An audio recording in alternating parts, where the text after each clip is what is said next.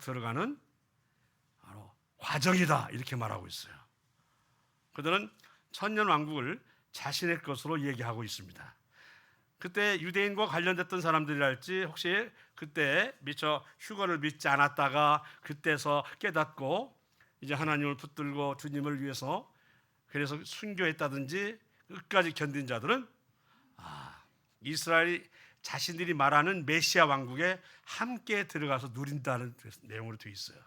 자, 오늘 이 시간에는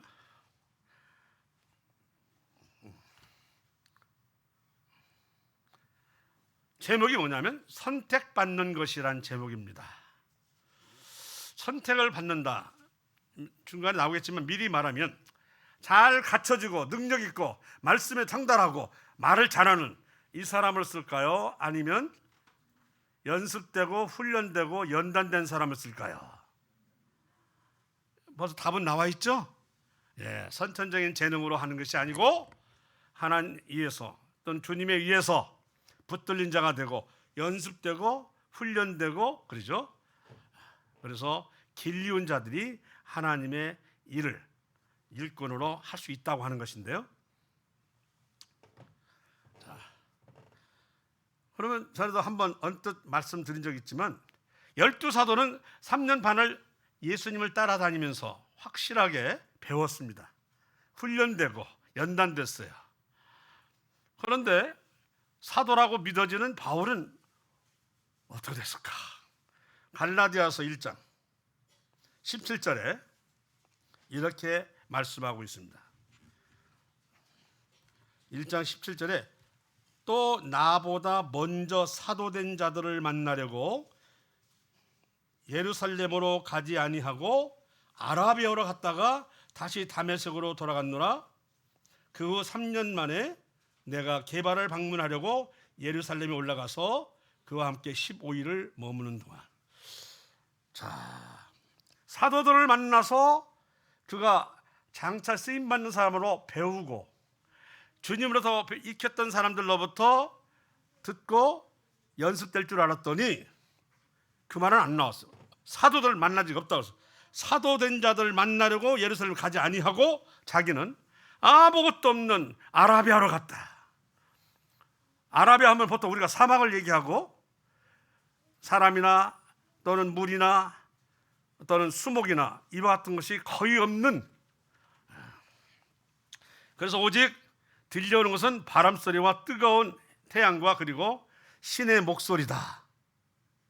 그 아라비아 가서 그 밑에 절에 그 3년 만에 다시 게바를 방문하려고 했다고 보니까 아라비아 가서 주님으로서 배운 것 같아요.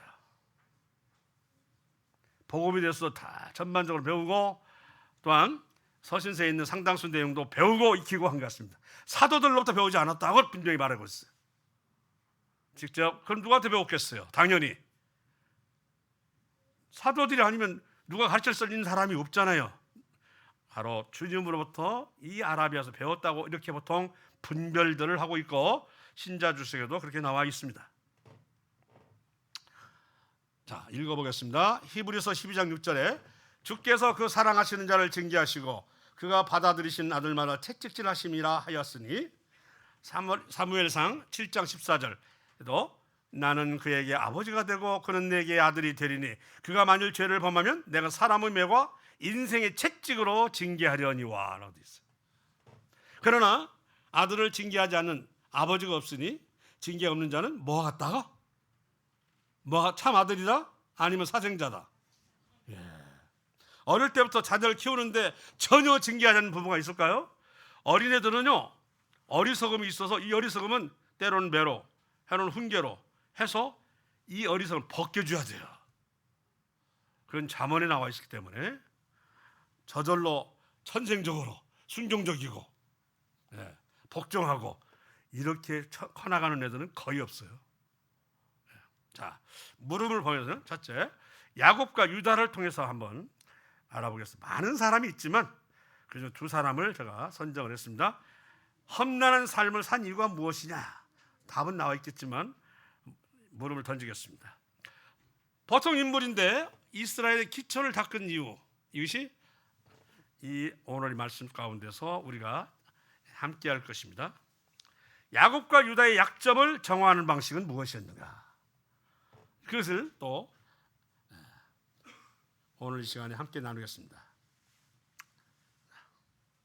현 이스라엘의 뼈대를 이루기 위해선 인간 본성과 본능에 따르는 야곱의 교활함과 비열함 등을 개선해야 했다.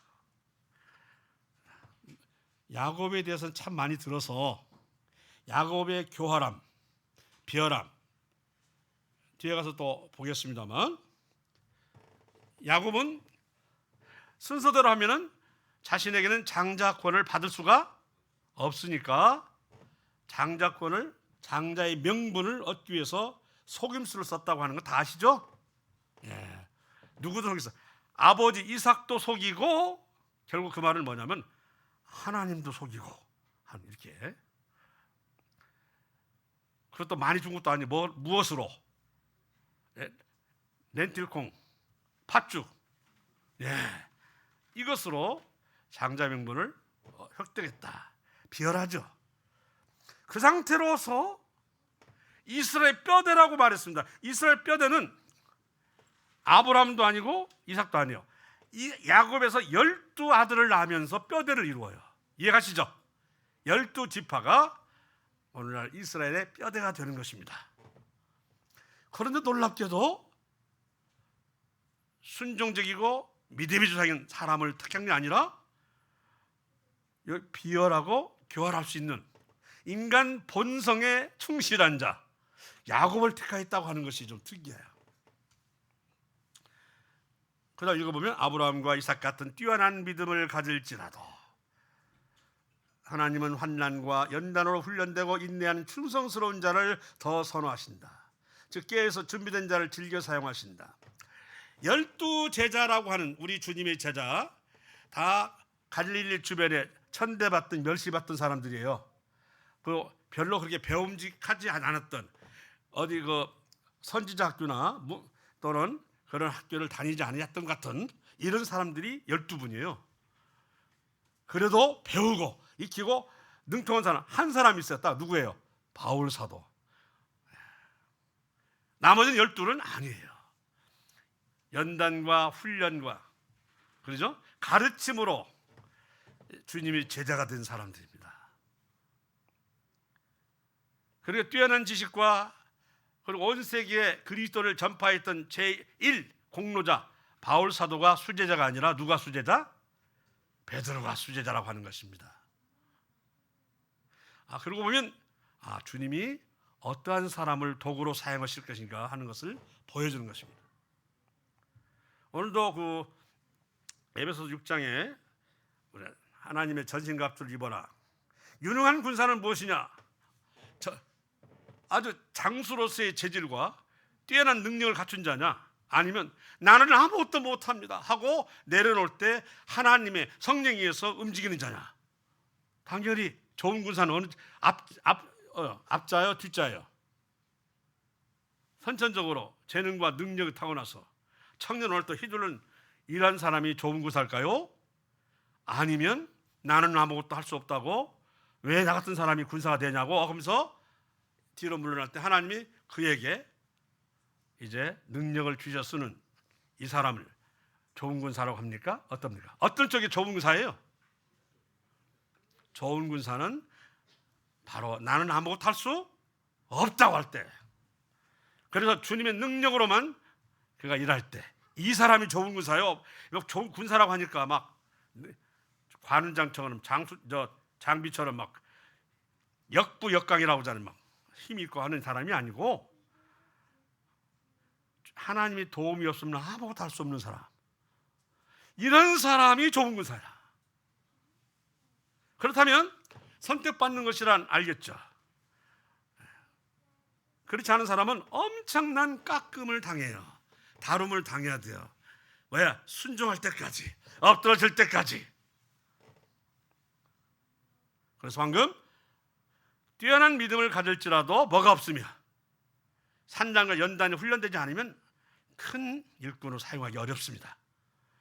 자, 알고 있는 내용이 또 한번 하겠습니다. 야곱의 연단과 다름입니다. 그 아이들이 장성함에 에서는 익숙한 사냥꾼이었으므로 들사람이 되고 야곱은 조용한 사람이었으므로 장막에 거주하니 이삭은 에서가 사냥한 고기를 좋아하므로 그를 사랑하고 리브가는 야곱을 사랑하였더라. 창세기 25장에 있는 내용입니다. 자, 여호와 하나님께 대한 열정과 확신 그리고 지식이 갖춰져 있다 할지라도 사실 야곱은요 에서와 달라요. 에서는 주로 들에서 논 사람이에요. 익숙한 사냥꾼이라고 있어요. 사람을 낚는 때는 좀 그런 모진 사람이기도 한 것처럼 얘기되고 있습니다. 반면에 야곱은 조용한 사람이었다. 이제 그 이스라엘에서는 조용하다고 하는 것은 인격적이다 하는 의미를 가지고 있어요. 장막에 거주한다고 하는 것은 하나님의 음성과 배움이 있다. 가르침을 받을 수 있는 장소다. 자, 이렇게 보면 여기 이스라엘 사람들 생각하는 것처럼 생각한다면 야곱은 괜찮은 사람이에요. 갖춰져 있고. 반면에 이삭은 에서가 사냥한 고기를 좋아하므로 그를 사랑하고 리브가는 야곱을 사랑하였더라. 자, 에서는 이삭이 사랑하고 야곱은 리브가 사랑했다. 편애했다는 얘기가 되지만 편애는 좋은 일 아니지만 그래도 이 중에서 꼽는다면 누구 쪽이 좀 올바른 것 같아요? 누구 쪽이? 이삭 쪽이에요? 리브가 쪽이에요? 가정에서 이런 일이 생기면 어느 쪽이에요? 이삭 쪽보다는 리브가 쪽이 보다 말씀이 가깝잖아요. 왜? 태어나기 전에 리브가의 뱃속에서 쌍태아가 있었는데 서로 막 싸우는 거 다투고. 그런데 그때 하나님 말씀하셨어요. 물론 이삭이 말씀했지만 리브가는 당연히 들었겠죠. 큰 자가 작은 자를 보라고요. 섬기리라 했다고요. 그래서 가르치고 훈계하고 훈련시킬 자는 에서겠어요? 야곱이겠어요? 그 하나님 말씀이 있으니까 야곱 쪽이 돼야 되겠죠. 자, 그 밑에 읽어보겠습니다. 여호와 하나님께 대한 열정과 확신 그리고 지식이 갖춰져 있다 할지라도 겸손과 순종, 섬김은 하나님께서 가르치시며 훈계와 훈련을 통해 준비됨을 의미합니다. 그런데 야곱은 우리 관점에서는 형제간에 우애 있게 지낸 것 같지도 않고 그리고 차례로 봐서는 자기 것이 아닌데 장자의 명분을 차지하라 했고 힘으로는 안 되니까 꾀를 써서 차지하려고 했던 것. 여기는 리브가도 가담을 했죠. 저는요 잘못된 방식이긴 하지만 잘못된 방식이기 때문에 리브가가 벌을 받고 아나니아처럼 삽비라처럼 넘어질 줄 알았어요. 그랬더니 벌을 안 줬어요. 팥죽으로 속여가지고 장작벌을 뺏었는데도 하나님이 줬다고 한다면 20여 년 동안 야곱과 헤어져 있는 기간이 있었다고 하는 것. 아픔이죠 당연히. 이산가족 20년이면 올라 있으면 뭐 거의 죽었다고 생각하는 횟수겠죠. 자, 그러나 리브가에 대해서 하나님 징계하지 않았던 건 분명해요.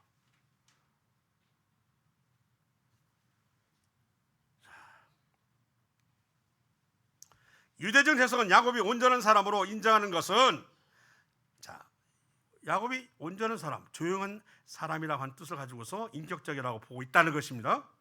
그럼 어떤 의미일까? 약점이 있는 인간이 여호와 하나님을 전적으로 인정하고 따른다는 것에 온전하다고 보는 거예요. 누구든 다 뭐가 있어요. 인간이라면 결점이 있고 약점이 있고 잘못된 인습을 가지고 있는데 그런 인간 중에서 여호와 하나님을 전적으로 인정하고 따르는 것, 이것을 유대인은 온전하다고 본다는 것입니다. 그럼 우리는 이것 외에 기독교에서는 인격적인 개선과 성화가 필요해요. 인격적인 뭘까요? 개선과 성화가 필요하다고요. 이대로 야곱을 쓴다면 그러면 그의 본성에 가까운 본능적인 그런 드러나 있는 그 성격은 어떻게 할 것인고, 형제간을 속이고 아버지도 속이고 했던 그 행위는 그럼 정당화될 수 있단 말인가? 그러고서 어떻게 이스라엘을 뼈대를 이룰 수 있는 조상이 될 수 있을 것인가 라고 생각한다면 우리가 생각하는 쪽이 훨씬 더 말씀에 부합되는 것 같습니다. 인격적인 개선과 성화가 필요하다. 그대로는 이스라엘의 뼈대의 조상으로 쓸 수 없다. 네, 이것을 우리 송강민이 줄기설에 빨리 읽으라고 해왔어요. 자, 읽어보세요.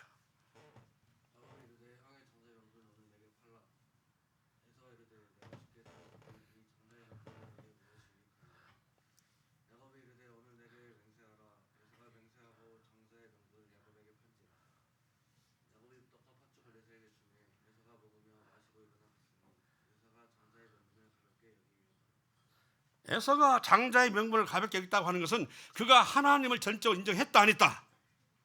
했다 안 했다? 안 했다는 것이고 하나님 말씀에 순종하는 사람이다 아니다? 아니라는 거죠. 그가 남성답고 기골이 장대하고 힘을 있다 할지라도 하나님을 인정하지 않고 하나님에 순종하지 아니하면 그건 하나님에게 쓰임받을 수 있는 사람이 아닌 것입니다. 결국 떡과 팥죽, 내가 배고파 죽겠는데 그것이 무슨 상관이냐 하고 렌틸 팥죽을 먹었다는 거 아니오. 자,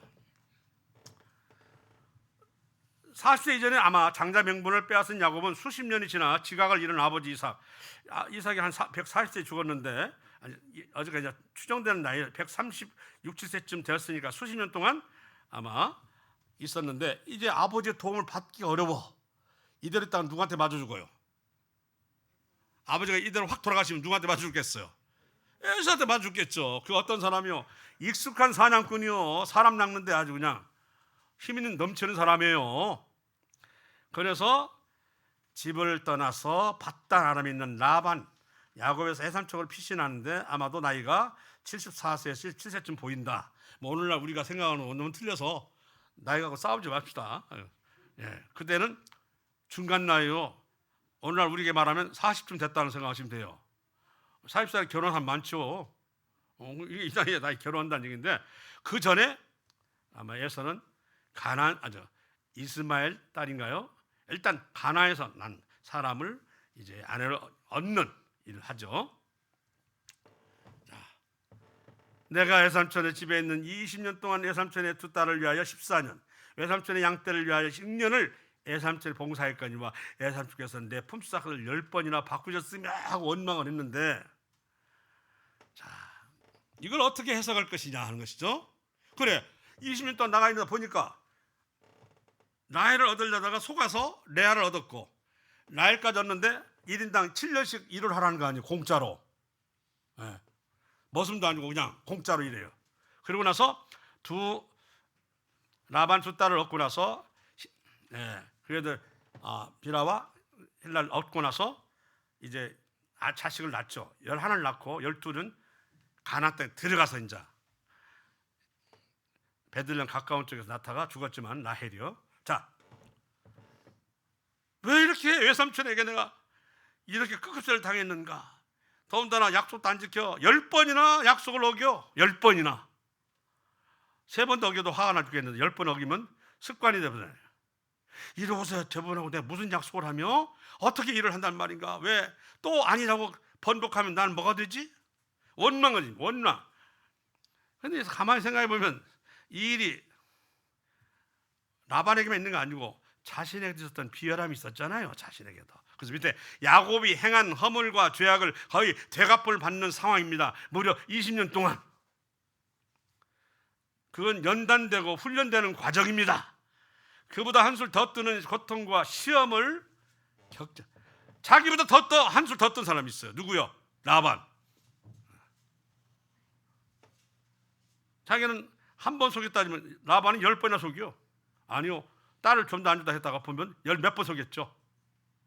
이건 여기서 깎이는 거예요.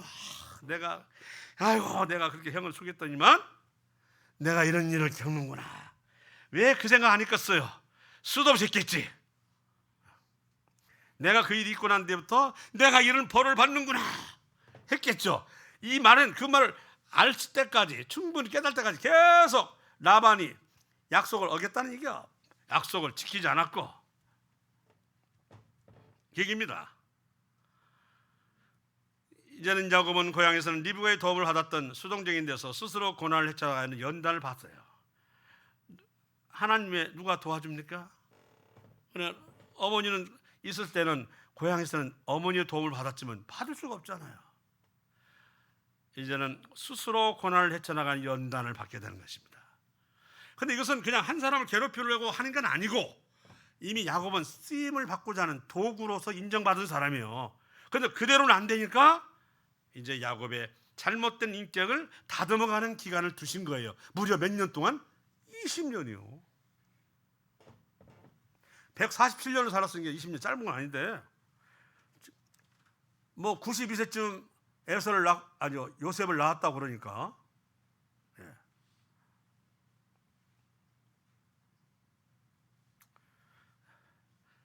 고난을 생각하며 포기할 법도 하지만 라반의 교묘한 제안에 따를 수밖에 없는 시험으로, 에이 더 이상 안 해, 나 갈 거야 할 수 있지만 라반이 그렇게 쉽게 아무것도 아니고 막 그렇게 하는 이게 아니라 얼마나 또 사탕 발림으로 했겠어요. 너 이거만 좀 그러지, 조금 더 해봐. 근데 2배 줄게, 좀 더 해봐, 3배 줄게. 이런 게 있잖아. 왜? 더블로 줄게. 아마 이런 식으로 잡았을 거예요. 근데 이런 수법은 바로 야곱이 겪어야 했던, 자신의 잘못된 성격을 깎게 했던 부분이라고 봅니다. 그래서 교묘한 제안에 따를 수밖에 없는 시험으로 연단을 받는 것이고, 깎이는 고난과 시험을 통과하는 과정을 겪게 되는 것입니다. 한 나라를 세우는 그 뼈대를 구축하는데 하나님은 아무런 사람을 그냥 쓰지는 않습니다. 자, 우리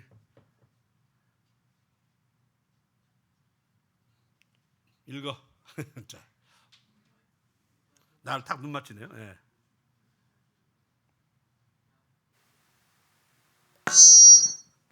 야곱이 거기서 밤을 지내고 그 소유 중에서 형 에서를 위하여 예물을 택하니 그것을 각각 때로 나누어 종들의 손에 맡기고 그의 종에게 이르되 나보다 앞서 건너가서 각 때로 거리를 두게 하라 하고, 그가 또 앞선 자에게 명령하여 이르되 내 형 에서가 너를 만나 묻기를 내가 누구의 사람이며 어디로 가느냐, 내 앞에 것은 누구의 것이냐 하거든 대답하기를 주의 종 야곱의 것이요 자기 주 에서에게로 보내는 예물이오며, 야곱도 우리 뒤에 있나이다 하라 하고, 그 둘째와 셋째와 각 때를 따라가는 자에게 명령하여 이르되 너희도 에서를 만나거든 곧 이같이 그에게 말하고, 또 너희는 말하기를 주의 종 야곱이 우리 뒤에 있다 하라 하니, 이는 야곱이 말하기를 내가 내 앞에 보내는 예물로 형의 감정을 푼 후에 대면하면 형이 혹시 나를 받아주리라 함이었더라.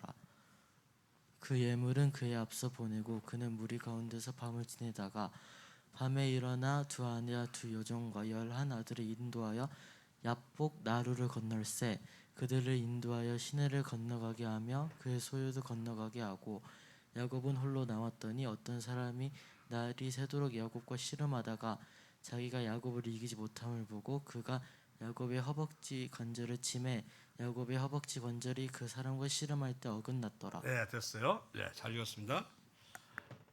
얼마나 또 참 20년 동안 있어도 완전히 개선되지 않는 부분이 있어요. 지금 분명히 에서가 자기를 그만두지 않겠다, 가만두지 않겠다 하는 것을 알기 때문에 수를 쓰는 거예요. 두 여종과 그의 소생을 제일 먼저 앞대 주고 세 대를 나눴잖아요. 그리고 여러 가축을 함께 실어보내. 그래서 그 다음에 두 번째는 레아의 소생과 또 양떼를 실어보내. 세 번째는 라헬이 그때 제일 아까웠던가 보지. 라헬하고 그 소생과 함께 또 가축을 세 대를 나눴어요. 한 대 치면 도망가겠다 이지. 첫 대 치면 도망간다. 두 여종은 좀 격이 떨어져. 제일 앞에 섰어요. 두 번째는 라헬이 좀 야곱이 사랑했잖아요. 그래서 레아를 세웠어요. 자, 이러고는 자기는 안 넘어가. 보내고 자기는 안 가. 야복강에서. 자, 20년 동안 다름을 받았어도 남아있어요. 20년 동안 그렇게 깎였는데도 불구하고 없어지지 않는 부분이 있었어요. 그때 주님께서는 나타나서 밤새도록 씨름을 합니다. 놀랍게도 야곱이 양치기 하면서 힘이 세지는 없다 몰라도 어떻든 씨름을 하다가 하나님을 이긴 걸로 주님을 이겼습니다. 그는 싸울 때 엄청난 기도를 했어요. 이기게 해달라고. 그 기도를 드릴 분도 누구예요?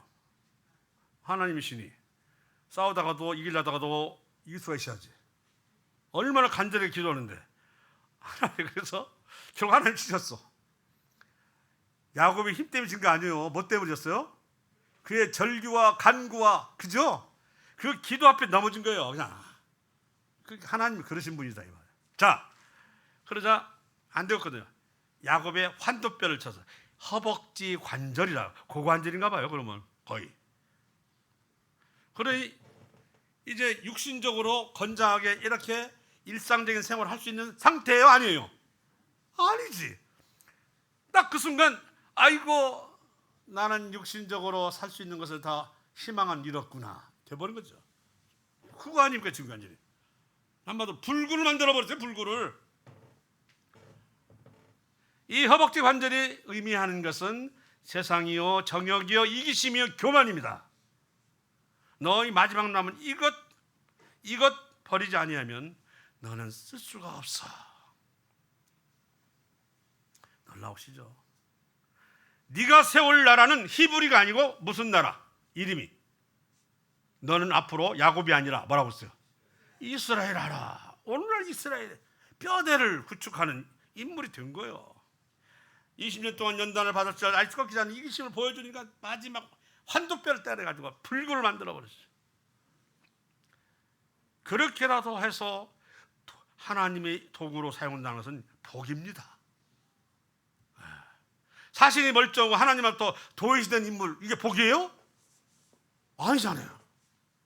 내 몸의 일부가 제한적이고 비록 불구자 할지라도 하나님 나를 쓰신다면 이게 복이라고요. 아멘인가요? 아멘이죠. 하나님을 떠난 건강과 그 뭐 얻었습니까? 건강하다고 해서. 자, 하나님을 통해서 씨름 즉 마지막 남은 온전치 못한 그릇된 인격 파편을 교정함을 통해서 드디어 12지파를 네가 세울 수 있는 아비가 되었다 인정하는 거야. 결국 그는 세상과 정욕을 싹 잃어버리니까 드디어 뼈대를 이루는 자로 세웠습니다. 아시겠죠? 예. 예전같이 비열함과 속임수를 못 써요. 이제 이 육신 가지고 누구하고 싸워봤지 이겼어요? 그 말은 뭐냐면 육신적인 모든 그의 잘못된 성격이나 비열함들은 이걸로 싹 사라졌다는 뜻이에요. 그래서 이때부터 히브리에서 이스라엘이 탄생했다고 하는 것입니다. 야곱이 쉽게 사용된 거 아니에요. 야곱은 자기가 했던 행실을 그대로 연단과 훈련을 통해서 갚아야 했고 그리고 다름을 받아야 했고 깎여야 했고 그는 자기 생전에 막 자식이 죽었다는 둥 요셉이 죽었다는 둥 별수 다 들었잖아요. 또 음식을 또 곡식을 구하러 갔다가 또 시몬이 갇히질 않나 막 이런 것은 뭐 말할 거 없고 이거 그냥 가슴이 덜컥 내리는 이런 아픔은 한두 번이 아니에요. 그래서 뭐라고 했냐면 창세기 47장에 나와 있는 말씀이죠. 바로가 야곱에게 묻되 내 나이가 얼마냐? 야곱이 바로에게 하는데 내 나그네 길의 세월이 130년이니이다. 내 나이가 얼마 못 되니 우리 조상의 나그네 길의 연조에 미치지 못하나 험악한 세월을 보내었나이다. 이게 야곱의 간증이요 고백입니다. 그 험악한 세월을 지는 것은 그를 다루고 깎아서 이스라엘 세우는 뼈대를 구축하기 위한 작업이었습니다.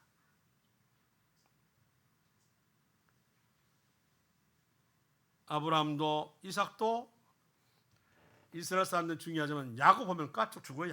야곱. 야곱의 때, 야곱의 왕국, 메시아 왕국을 이렇게 말한대. 이삭의 왕국을 안 해. 아브라함 왕국을 안 한다니까요. 야곱의 환란, 7년 환란을 이삭의 환란도 아니에요.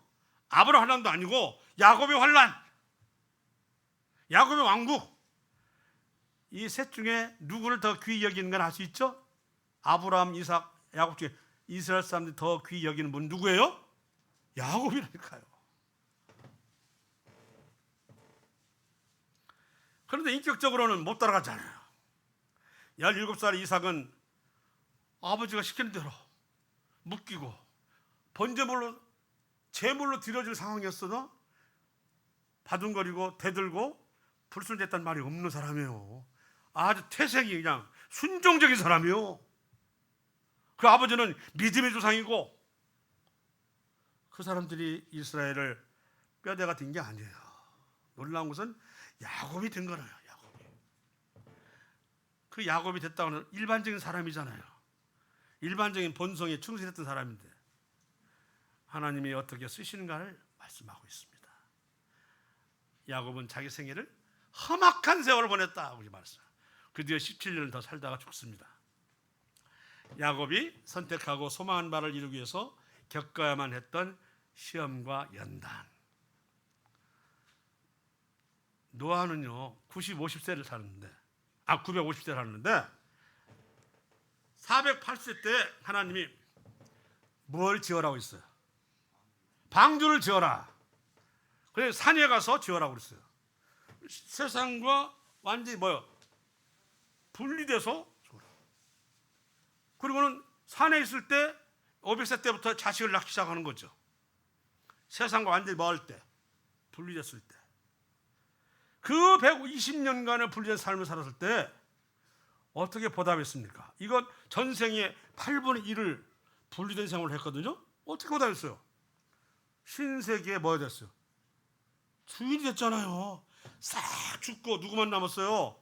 노아의 가족만 살았잖아요. 온 지구에 누구예요? 그분이 주인이요.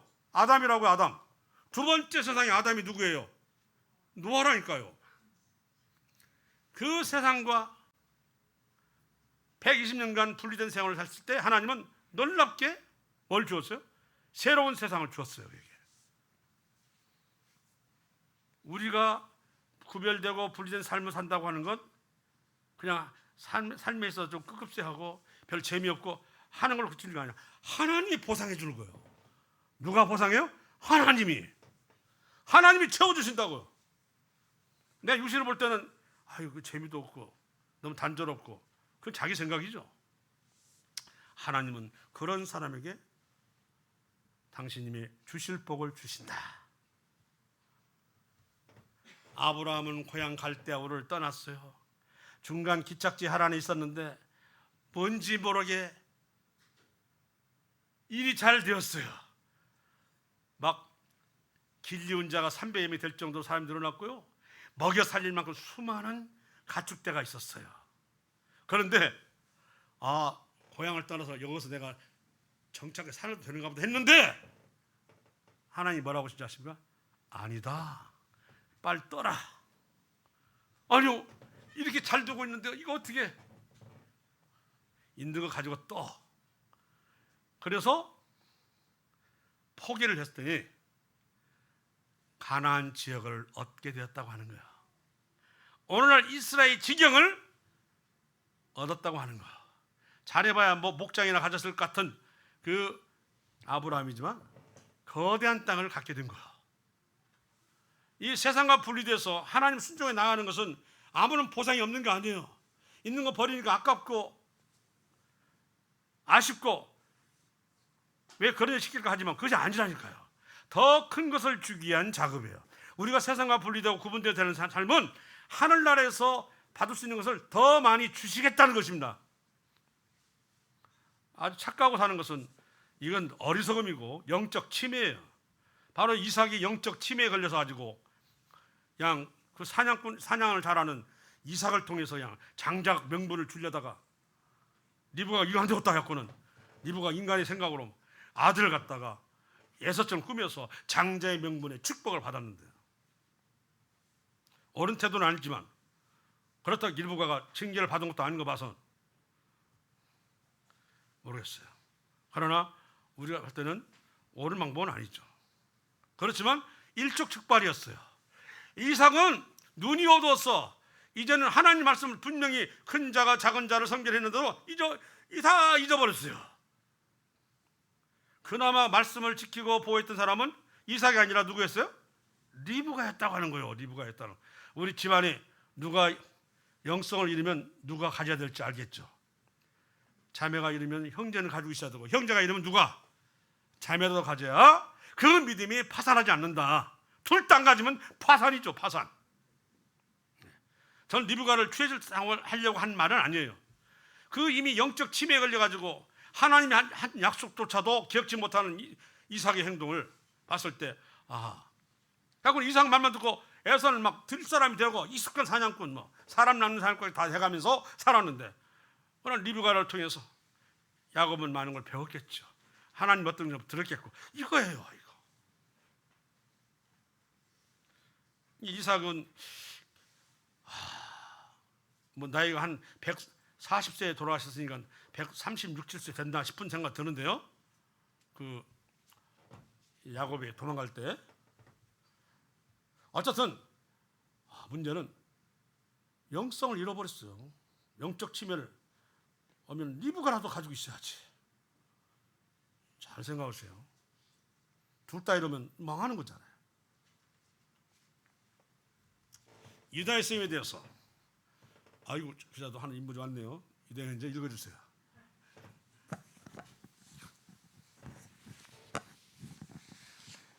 요셉이 형들에게 이르매 그의 형들이 요셉의 옷 곧 그가 입은 채색 옷을 벗기고 그를 잡아 구덩이에 던지니 그 구덩이는 빈 것이라. 그 속에 물이 유다가 자기 형제에게 이르되 우리가 우리 형제를 죽이고 그의 피를 덮어둔들 무엇이 유익할까? 자 그를 이스마엘 사람들에게 팔고 그에게 우리 손을 대지 말자. 그는 우리의 동생이요 우리의 혈육이니라 하매 그의 형제들이 청종하였더라.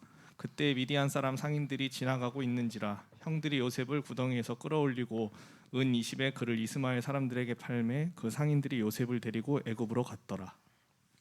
자, 11 형제 중에서 야곱이 생각한 장자는 누구예요 지금? 누구예요? 루멜이에요? 아니 누구예요? 루벤이에요?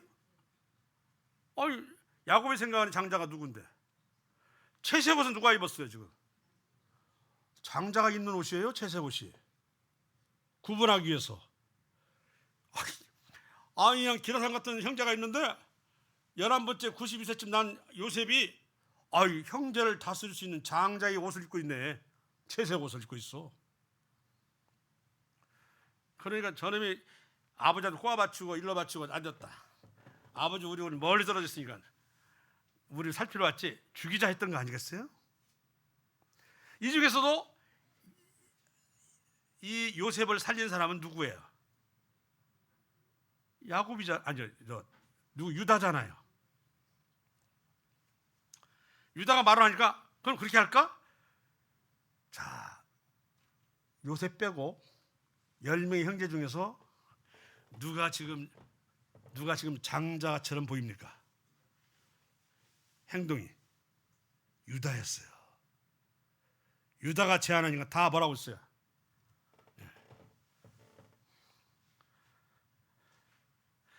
뭐라고 되셨습니까? 27절에 자 그를 이스마엘 사람들에게 팔고 그에게 우리 손 대지 말자. 그는 우리의 동생이요 우리 혈육이냐 하며 그 형제들이 뭐라고 했어요?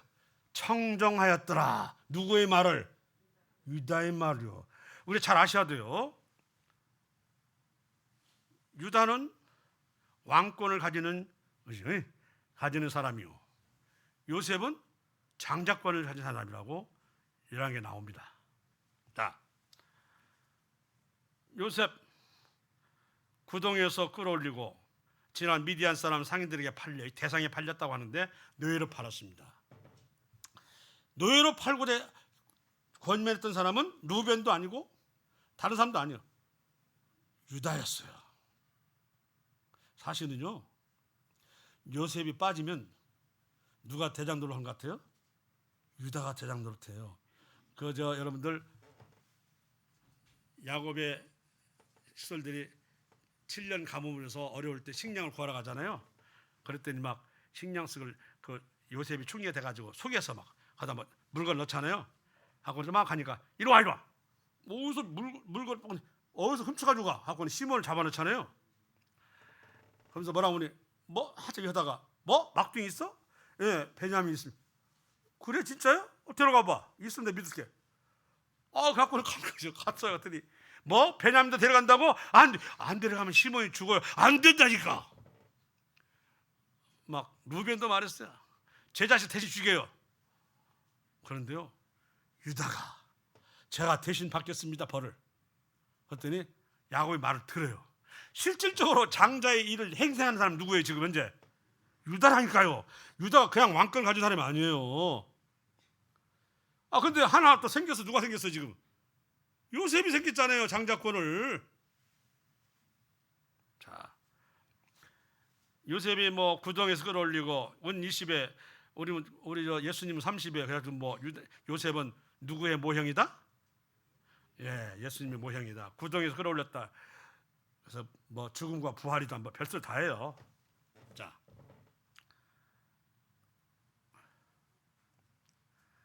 유다와 비롯한 형제들은 채색 옷을 입혀 요셉을 장자로 삼은 것에 질투와 시기심으로 눈이 멀어 요셉을 죽이란 상태는 양심이 화인 맞은 상태를 의미한다.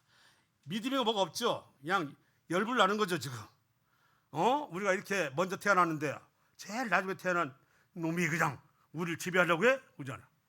또한 유다는 장차 왕권을 가질 자의 조상으로 형제들의 으뜸으로 인정을 받은 요셉을 대상들에게 노예로 판 것은 그의 마음 상태를 나타낸 것입니다. 경쟁자잖아요. 그냥 안 팔아. 어떻게 팔아요? 노예로 팔아요. 그게 죽이는 것보다 낫다 할 수 있는지 모르지만 더 굴욕적일 수도 있어요. 노예로 팔았으니. 이렇게 되니까 장차 유다와 요셉 사이에 갈등이 있겠어요? 없겠어요? 있겠어요? 없겠어요? 대충 감이 잡히는가요? 자, 형제 으뜸으로 인정받은 요셉을 왕권을 가질 자의 조상인 유다가 노예로 팔았어요. 이건 굉장한 갈등을 겪게 되는 것입니다. 한 번 더 읽어주세요. 이제. 내가 내려가서 그들을 애굽인의 손에서 건져내고 그들을 그 땅에서 인도하여 아름답고 광대한 땅, 젖과 꿀이 흐르는 땅, 곧 가나안 족속, 헷 족속, 아모리 족속, 브리스 족속, 히위 족속, 여부스 족속의 지방에 데려가려 하노라. 내 사자가 내 앞서 가서 너를 아모리 사람과 헷 사람과 브리스 사람과 가나안 사람과 히위 사람과 여부스 사람에게로 인도하고 나는 그들을 끊으리니 너는 그들의 신을 경배하지 말며 섬기지 말며 그들의 행위를 본받지 말고 그것들을 다 깨트리며 그들의 주상을 부수고 내 하나님 여호와를 섬기라. 자, 여호수아 3장 말씀인데 한마디로 말해서 가나안 땅에 있는 6족속은 상반할 자요 아니면 없애버릴 자요? 예? 히위 족속, 여부스 족속, 가나안 족속, 헷 족속 어떻게 해요? 사귐을 가져야 돼요? 아니면 분리돼야 돼요? 분리돼야 돼요. 분리돼야 됩니다. 그래서 가나안에서 얻지 말라고 해서 이삭이 안 해도 어디 가서 뭐예요? 밧다람까지 가가지고 리브가를 데려오잖아요. 그리고 에서가 누구와 결혼해서 그렇게 우리 이삭이 울상이었습니까? 가나안 땅에 살고 있는 이스마엘 딸을 얻으니까 울상이 됐잖아요. 그런데 형제를 팔아버렸던 유다는 이미 양심을 하인 맞았거든요. 그럼 그의 믿음 행보는 어떻게 되냐? 믿음이 할 것도 없어요. 볼까요? 그 후에 유다가 자기 형제들로부터 떠나 내려가서 아둘람 사람 히라와 가까이 하니라. 거기서 누구를 만났어요? 가나안 사람 수아라 하는 자의 딸을 보고 데리고 동침하니 그리고 아들 셋을 낳은 거예요. 어느 사람을 얻었어요 지금? 에서가 다를 바가 없잖아요. 이건 형제를 팔았던 유다의 영적 상태가 어떤가를 보여주는 거예요. 황폐해졌죠. 그러니 진멸 대상인 바로 이 가나안 족속에서 여자를 구한 거예요. 자, 뭐 너무 길으니까 빨리 하겠습니다. 첫째 엘이 있었어요. 그리고 오난도 낳고 셀을 낳았는데 형사 치수란 게 있잖아요. 형이 죽으면 그 안에는 동생이 거두어서 대를 이을 자를 만들어 줘야 돼요. 근데 오난이 그녀를 받아놓고도 씨를 안 주려다가 죽었어요. 그리고 어린 셀라 남았는데 가만히 생각하니까 이 셀라까지도 죽이는 거 아니오? 하고는 야, 아직 셀라는 좀 어리니까 집에 가 있으라 하고 형사 치수제가 있는데 불구하고 그냥 과부로 보내버렸어요. 우리나라 고구려 때도 형사 치수제가 있었어요. 고구려 부여 때도 있었고요. 근데 이 형사 치수제로 해가지고 대를 일자가 만들어 줘서 그래가지고 살도록 해줘야 되는데 그냥 이것만 생각 보냈어요. 하나님 생각에서 유다를 써먹어야 되겠는데 유다의 자식 가운데서 아이 왕권을 가질 자를 세울 수가 있어야죠. 가나안 여인인데. 그리고 유다는 또 하나님의 깎기움과 다름을 받아야 되잖아요. 형제를 팔아먹었으니까. 그런 상태로서는 도구로 활용할 수 없잖아요. 자, 가나안에서 여자를 구했던 건 금물이죠. 그것 출신의 자녀들은 대를 잇지 못하죠. 타 종족과 기업을 나눌 수 없어요. 왜냐하면 결혼하면 딸이 결혼하면 내 땅이 글로 가버리잖아요. 근데 이스라엘 기업은 이스라엘 안에서만 나눠야 돼요. 아멘이죠? 그러니까 안 되죠. 저쪽에서 데려오는 것 같으면 자기 기업을 주장할 수가 없잖아요. 저기 데려오면 리브가가 내 몫을 주세요. 이게 못 주잖아요. 그러니까 이 땅에 있는 사람들하고 결혼하지 말아라. 네 기업 뺏긴다 이거죠. 근데 유다는 동생을 팔아먹는데 무슨 영성이 있겠어요. 그냥 막 사는 건데 그러다 보니까 아시다시피 누구를 여자가 구했던 유다가 길을 가다가 웬 창기를 만나는데 보니까 쓸만하거든요. 근데 알고 봤더니 나중에 드러났습니다. 그 누구였어요 그게? 며느리 다말이었어요. 아버지가 시아버지가 형사치지 나를 대를 이을 자를 세워자는 안 세워주니까 속이는 거요. 속여요. 그래 베레스와 셀라를 낳잖아. 거도 쌍둥이요, 쌍둥이. 쌍둥이를 하면 다 이상한 거예요. 자, 야곱과 에서는 야곱이 누구의 발끝을 잡았어요? 태난데, 아유, 다말에서 둘이 아기가 쌍태가 배었어요. 근데 때가 되니까 누가 툭 나왔는데 손이 나왔네. 그래서 네 이름이 우선이다. 여기다 딱 붉은 줄을 묶어줬어요. 도로 들어갔어. 나올 때 봤더니 그림이 두 번째로 나오네. 팔이 먼저 나왔다는 셀라요. 그런데 나올 때 보니까 둘째 베레스가 먼저 나왔어요. 놀라운 것은요, 이건 이스라엘 페륜이잖아요. 며느리하고 알고 하는 것은 아니지 물론. 그런데 가나안 여인 그냥 만났어요. 페륜은 아니지. 그런데 거기에서는 대를 안 이루고 페륜이었던 이 관계 속에서 베레스라는 사람을 그리스도 계보로 집어넣는 거예요. 우리는 하나님의 방식에 대해서 우리는 공부하고 이해해야 됩니다. 인간의 방식이 아니에요. 하나님 방식은 내가 여기서 여자를 얻지 말라고 했지 않느냐.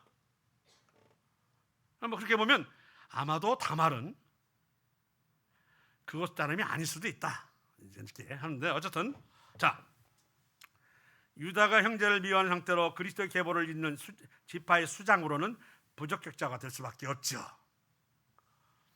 육체적인 형제 간에도 갈등을 빚음으로 복음 전파에 훼손된 일이 맞아요. 요셉과 유다와의 분란. 자, 그래서 쓰는 말이 있어요. 요한일서 3장에 우리는 형제를 사랑함으로 사망에서 옮겨 생명으로 들어온 줄 알거니와 사랑하지 아니한 자는 사망에 머물러 있느니라. 우리는 형제를 사랑하게 돼 있어요. 믿는 자끼리는 사랑하게 돼 있다고요. 사랑하지 않는 자 사망에 머물러 있다. 주님이 하신 말씀이니까 가보면 알겠죠. 사망이 어떻게 있는 것을. 그 형제를 미워하는 자마다 살인하는 자니, 미워하면 살인하는 자라고. 아직 살인자라고 못 박았어요. 살인하는 자마다 영생이 그 속에 거하지 아니하는 것을 내가 아는 바라. 잘 봐라 이거죠. 네가 구원 받았는가. 그가 우리를 위하여 목숨을 버리셨으니 우리가 이로써 사랑을 알고 우리도 형제들을 위하여 목숨을 버리는 마땅하니라. 이게 구원받은 자의 태도입니다. 자, 유다는 가족을 잃는 아픔과 며느리 다말과 음행으로 고통을 겪는 고난과 시험으로 정화의 과정을 겪는 거예요. 동생을 팔아먹었던 아픔을 겪어야 돼요. 그런데 당신의 며느리가 임신했다요. 임신했어? 잡아다가 때려 죽여라 그랬어. 근데 그 누구신데? 자기 씨잖아요. 그러면서 그 뭐 도장도 가지고 있지, 지팡이도 가지고 있지, 뭐 끈도 가지고 있잖아요. 다 도장은 왕권을 상당하고 뭐 지팡이는 제사를 상당하고 막 이걸 다 가지고 있는 다말을 보여주니까 깜짝 놀랐어요. 자기 며느리네. 예. 내가 왜 이렇게 됐을까? 그렇게 아주 정결을 주장하던 사람이 자기가 완전히 변해와 버렸어요. 자, 얼마나 깎였겠어요. 내가 동생을 노예로 팔고 내가 겪는구나. 했겠어요, 안 했겠어요? 했겠죠, 당연히. 안 하면 사람이 아니에요. 자, 이 내용 길죠? 자, 12지파 중에서 나중에 분열왕국이 생기잖아요. 북이스라엘과 남유다. 분열왕국의 여로보암은 무슨 종인지 아십니까? 요셉족 일종인 뭐요? 에브라임 족속이잖아요. 그 10개의 족속 중에 으뜸이냐면 요셉 족속이요. 에브라임 아시죠? 자, 북쪽에 갔어요. 계속 갈등이 이렇게. 남쪽은 유다예요. 그리고 베냐민의 왕권을 전복시켜가지고 다윗이 왕이 돼요. 요셉 지파는 사실은 왼수죠. 이 노예를 판 것이 그 뒤로 분열 왕국을 낳고, 그리고 그렇게 길고 긴 싸움과 다툼으로 이루어진다 하는 사실입니다. 이게 조심해야 할 부분입니다. 지금 그 얘기예요. 지금 그 노예를 판 것이 그냥 넘어지 않아. 하나님은 이걸 보신 거예요. 너는 계속해서 왕권을 가지되 너는 요셉 지파로부터 다름을 받을 것이다. 그게 남유다를 지키기 위해서 북이스라엘에 매를 준 거예요. 아시겠죠? 그 매가 누구냐면 바로 요셉 지파라고요. 요셉 지파. 너 나를 노예로 팔았어? 너 한번 겪어봐. 이렇게 된 거 아니에요. 북이스라엘과 남유다는 어느 쪽이 더 인구가 많았고 또 어느 쪽에 경제력이 있었습니까? 북이스라엘 쪽이에요. 늘 북이스라엘이 막 몇 번 쳐들어왔죠. 남유다에서 일부러 쳐들어간 적은 없어요. 쳐들어왔지. 그 급세를 당하는 거예요. 왕권을 가졌을 망정 유다가 저질렀던 일 때문에 끝까지 갈등을 겪는 거죠.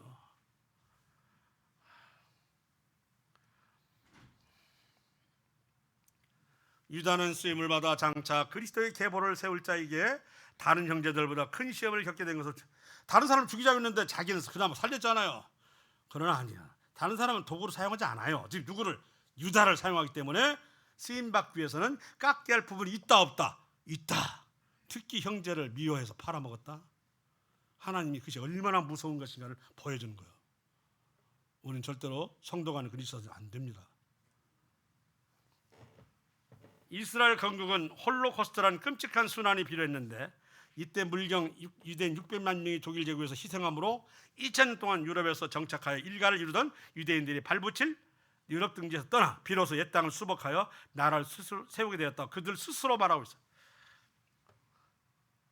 이 70년을 포로 생활했던 이스라엘 사람들이 너희 고향 돌아가 했더니 글쎄요, 반전에 왔나 몰라. 안 오니까 에스라는 왕 있잖아요. 그 아수에로입니까? 아수에로 그 당시 일이 생기잖아요. 그럼 하만이라는 사람이 모르드게가 자기 무시했다고. 그는 무슨 종족이냐? 유대인이. 그래? 내 지위를 이용해서 그는 싹 죽이라 했던 거 아니에요. 갖고는 바사에 있는 땅에 있는 유대인 싹 죽이려 했던 고비를 넘기잖아요. 근데 에스더가 왕에게 그 사실을 간언해가지고 이제 모면하지만, 그러고 나서 에스더가 자 나는 이제 다시 나는 귀국한다 하니까 그때 사람들 따라 나서는 거예요. 이제 또 70년 가지고 이 모양인데 그러면 2000년을 살았으니 어떻게 돼요? 경제권, 상권, 그리고 땅, 이것을 가지고 있는 유대인들이 2000년 동안 살았던 터를 확 버리고 하기가 쉬워요, 어려워요? 어렵지. 600만 명이 홀로코스트를 통해서 600만 명이 죽으니까 아이고 내가 2000년 동안 닦았던 거 다 필요 없구나, 목숨이 중요하구나 하고는 그들이 어디로 가요?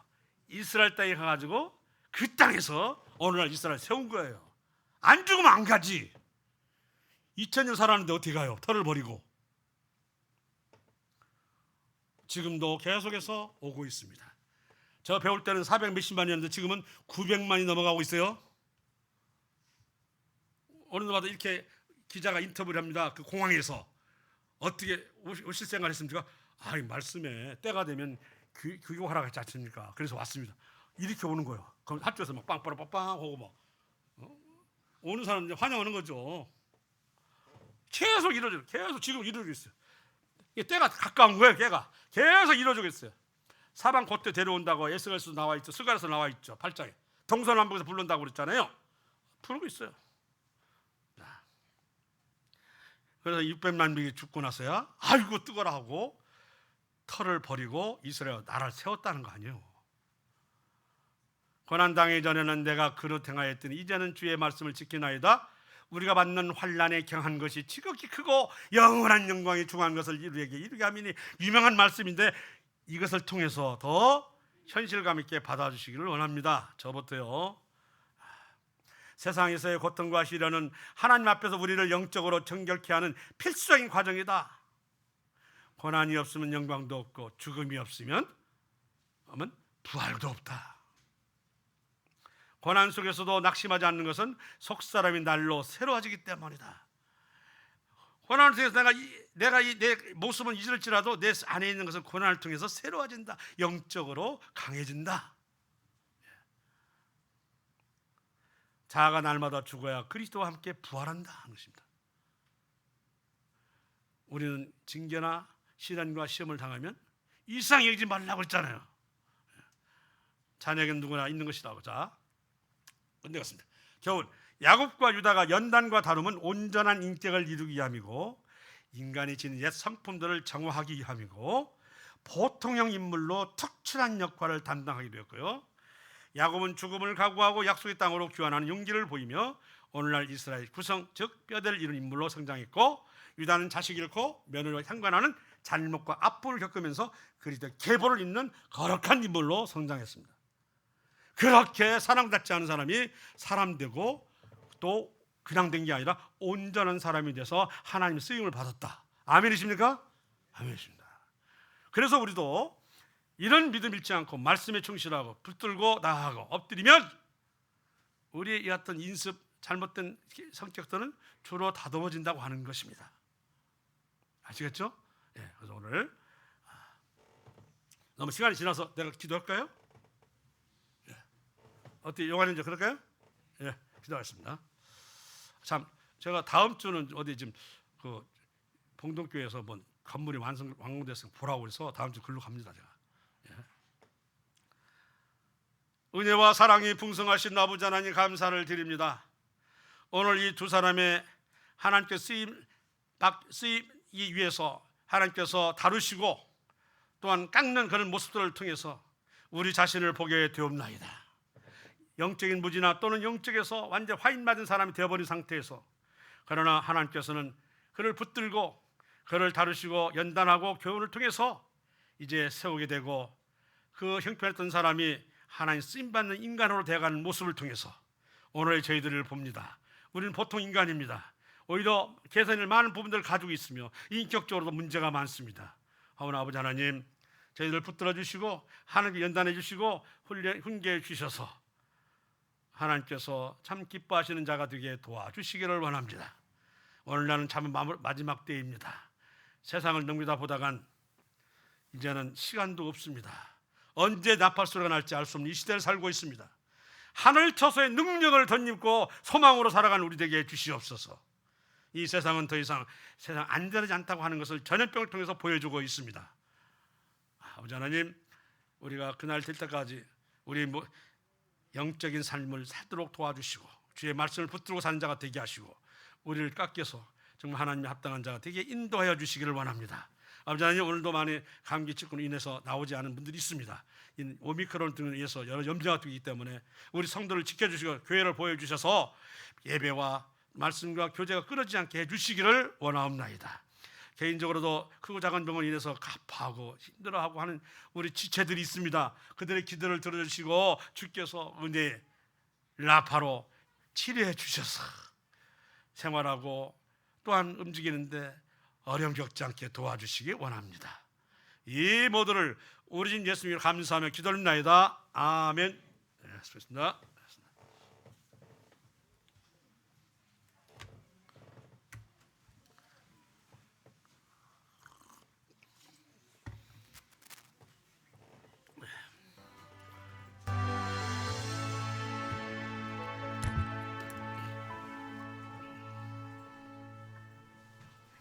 나의 영혼이 주 찬양합니다. 주를 기뻐 노래합니다. 미쳐 난